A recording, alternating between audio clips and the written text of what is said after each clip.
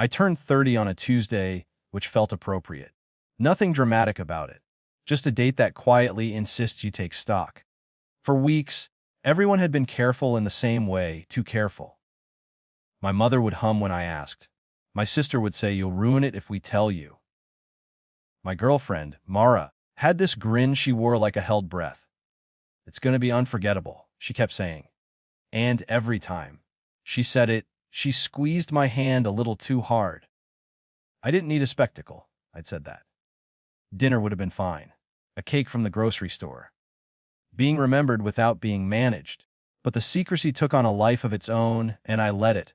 30 felt like a hinge year. I wanted to believe effort meant care. The morning of, I woke up early. Habit. My phone was face down on the nightstand. I didn't touch it right away. I made coffee. I stood at the window and watched the street wake up.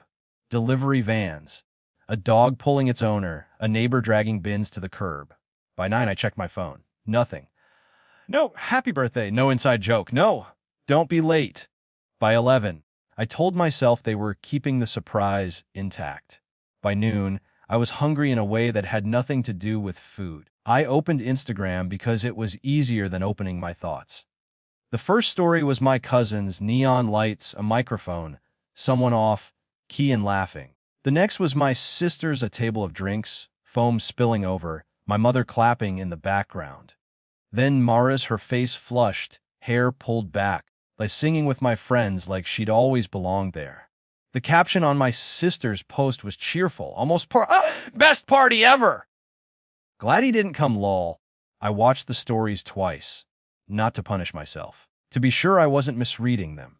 Sometimes you hope context will rescue you. It didn't. I didn't reply. I didn't call. I didn't ask anyone what was going on. I sat on the edge of the bed and let the feeling pass through without trying to name it. Humiliation is loud if you feed it, quiet if you don't. By evening, a few late messages trickled in. Where are you? You alive? One friend sent a laughing emoji, then a question mark. Mara sent nothing. I ordered takeout and ate standing up. I didn't blow out candles. I washed the plate immediately so it wouldn't feel ceremonial. 2 days later, my phone exploded. 63 missed calls. Texts stacked like apologies practicing for an audition they hadn't rehearsed. My mother's number came up so many times it looked like a glitch. The message that made me laugh came from my sister. "Okay, this got out of hand, but you always hate attention, eh? We figured you'd be relieved. Also, can you please call me back? There's an issue." The issue wasn't my birthday. It never was. 3 months earlier, I'd been asked, casually, conveniently, to help coordinate a charity fundraiser my family liked to talk about as if they ran it.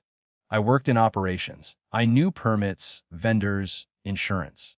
I said yes because saying no would have been making it weird. The venue contract was provisional. Final confirmation depended on one signature and a payment authorization tied to my professional account. I hadn't completed it yet. I planned to after my birthday weekend, when things settled. They assumed I already had. On Thursday morning, while my phone kept buzzing on the table, I received an email, not from my family, but from the city events office. Due to an unresolved authorization and failure to meet the final deadline, the permit for the fundraiser had been released. The venue was no longer available. Alternative dates would require a new application cycle. It was written in the flat language of procedure. No blame, no drama, just consequence. An hour later, my sister left a voicemail, her voice tight and brittle. "They pulled the permit, they're saying it was your part? You told us it was handled." I listened to it once, then I archived it. By afternoon, the tone shifted. Calls became frantic. Messages tried new angles, confusion, nostalgia, urgency. My mother cried in a voicemail that ended with, "We need to talk this through as a family." Mara finally texted, "Please don't do this. It was a joke. You know how they are." I didn't respond. Not because I was plotting. Because I was finished explaining myself to people who only listened when something stopped working.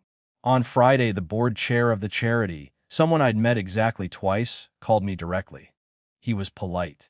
He asked if I intended to refile the authorization so they could attempt to recover the venue. I told him the truth, that I wouldn't be able to participate further, that my decision was final. There was a pause, then a professional, disappointed sigh. Understood, he said. We'll proceed accordingly. That was it. No raised voices, no confrontation scene. Authority didn't shout, it simply moved on. The calls slowed after that. Mara came by on Sunday. She stood in the doorway like a guest who wasn't sure she'd been invited. She tried to explain without saying much how it was meant to be funny, how they thought I'd show up eventually, how she smiled in the videos because everyone was smiling. I listened. I nodded. I didn't ask questions that would have made it worse. When she asked if we were okay, I told her I didn't know, which was true. But I also knew I wasn't going to work that hard to find out. We didn't break up dramatically. She left with the kind of quiet that suggests things have already ended somewhere else. My family tried in their way. A dinner invitation framed as a reset. A cake belated, that with too many candles. I went once. I stayed an hour. I was polite. I didn't joke. Something had shifted. They felt it. I did too. 30 didn't arrive with fireworks or wisdom. It arrived with a small, precise adjustment that, like turning down the volume on a room you didn't realize was too loud until it wasn't. I didn't get an apology that mattered. I didn't need one. What I got was space, and in that space, something steadier than anger settled in. Self-respect doesn't announce itself. It just changes where you stand.